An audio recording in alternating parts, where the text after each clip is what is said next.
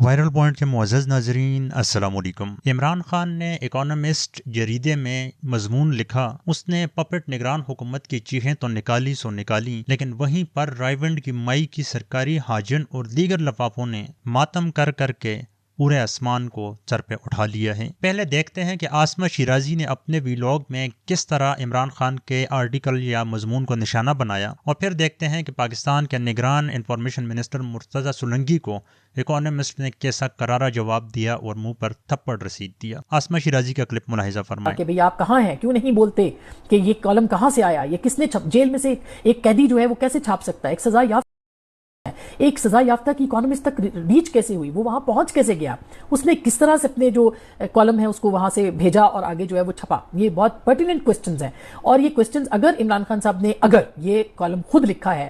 تو اس کی جواب دے آپ کی اسٹیبلشمنٹ بھی ہے، آپ کے سیکیورٹی ادارے بھی ہیں کہ وہ لکھ کے کیسے انہوں نے اس کو بھیج دیا، کیونکہ لکھنے کا اختیار جو ہے، اور پھر آگے اکانومسٹ جو کہ کوئی پاکستان کا کوئی خبریں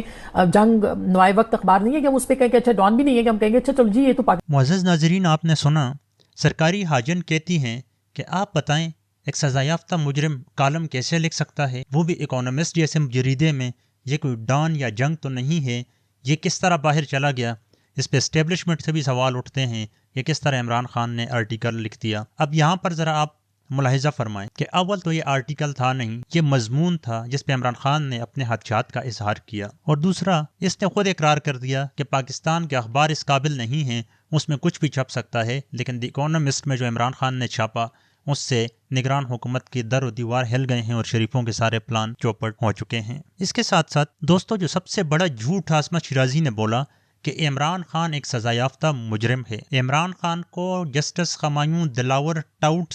جج نے سزا دی تھی، جس کے لیے پھر ہائی کورٹ کے عامر فاروق جو عمران خان کے دشمن ترین جج مانے جاتے ہیں، اس نے بھی کہا تھا کہ ہمایوں دلاور سے غلطی ہو گئی ہے، ہمیں درست کرنے کا موقع دیں، اور عمران خان اس وقت صرف اور صرف بے گناہ جیل میں پڑا ہوا ہے، اس کے اوپر فی الحال کسی قسم کی کوئی جرم ثابت نہیں ہوا، نہ ہی اس کو کوئی سزا ہوئی ہے۔ تو یہ سرکاری حاجن یہاں بھی جھوٹ بولتے ہوئے نظر آ رہی ہیں۔ اس کے ساتھ ساتھ یہی سرکاری حاجن سپریم کورٹ میں درخواست لے کے گئی تھی کہ پاکستان کا سزا یافتہ نواز شریف جو یہاں سے بھاگ کر لنڈن میں مفرور بگوڑا اشتہاری تھا، اس کی تقاریر کو ٹیلی ویژن پر نشر کرنے کی اجازت دی جائے۔ اب اندازہ کریں کہ ایک بندے کو سزا نہیں ہوئی، جیل میں معصوم پڑا ہے، اس پر عاصمہ شیرازی روتے ہوئے نظر آتی ہے اور اس کو سزا یافتہ قرار دیتی ہے، جھوٹ بولتی ہے اور ماتم کرتی ہے کہ اس کا مضمون کیوں شائع ہوا، اور مضمون کو کالم بنا کے پیش کرتی ہے۔ لیکن دوسری جانب ایک سزا یافتہ بگوڑے مجرم کو عدالت کے ذریعے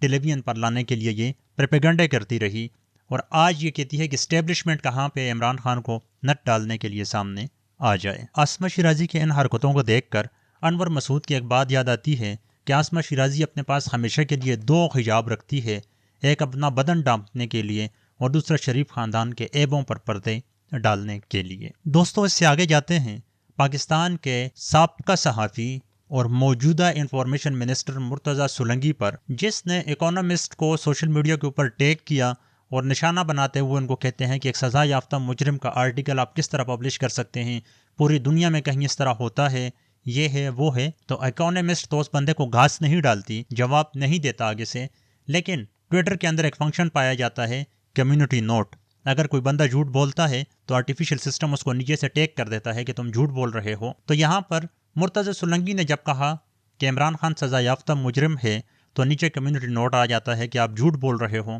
عدالت نے عمران خان کی سزا معطل کر دی ہے اور عمران خان اس وقت جیل میں معصوم بیٹھا ہوا ہے۔ دوستو، اکانومسٹ نے مرتضی سولنگی کو منہ تو نہیں لگایا، لیکن اب ٹرول کرنے کے لیے وہ عمران خان کے مضمون میں سے 4 لائنیں لیتے ہیں اور ہر 1.5-2 گھنٹے بعد اس کو ٹویٹر کے اوپر پبلش کرتے ہیں۔ یعنی جتنی انہوں نے عمران خان کا منہ بند کرنے کی کوشش کی، بین الاقوامی سطح پر عمران خان کی آواز اتنی ہی بلند ہوتی جا رہی ہے۔ دوستو، عمران خان کے بغض میں لفافے، لبرل اور وہ تمام اینٹی اسٹیبلشمنٹ لوگ آدھے سے زیادہ ننگے ہو چکے ہیں، جو دن رات عمران خان کو سویلین بالادستی سکھایا کرتے تھے اور عمران خان کو فاشسٹ لیڈر کہا کرتے تھے۔ یہ وہی مرتضی سولنگی ہے جس نے یہ کہا تھا کہ ایک سزا یافتہ مجرم جو ہوتا ہے وہ اپنے بنیادی حقوق سے دور نہیں کیا جا سکتا، اس کو یہ حق حاصل ہے کہ عوامی فائدے کے لیے وہ اگر انٹرویو بھی دیتا ہے تو کوئی مسئلہ نہیں ہے، وہ بھی ہمارے جیسے ملک میں جہاں پر کسی بھی وزیر اعظم کو بے گناہ جیل میں ڈال دیا جاتا ہے. لیکن جیسے ہی عمران خان کا وقت آیا اور مرتضی سولنگی صحافی سے وزیر بنا،